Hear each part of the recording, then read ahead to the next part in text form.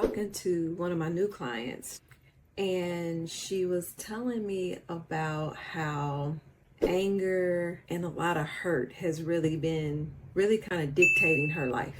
She was raised in an environment where when you were angry or you had differences, the way you settled those differences was through yelling, even physical fights, put downs and criticisms and threats.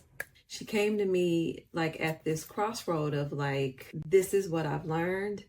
This is where I'm stuck. This is kind of the pattern that shows up when I'm triggered with anger or hurt. And this is how I show up because this is what I'm used to.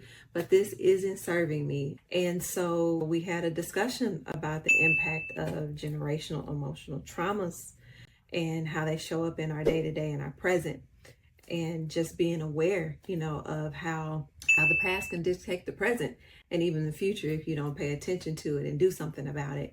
As hard as that sounds, is to say like, hey, while I wasn't responsible for the way that I grew up or my past, I am responsible for how that looks now. The type of person I want to be and what I want to look like now and how I want to show up in the world. And so despite those challenges, what is the work that I need to put in to do that? What are you doing that's been passed down, the good and maybe the not so good, and if it's not really serving you well, what steps can you start taking in your life to show up a little differently? First step is identifying those things, maybe they served you when you were little, but not so much anymore.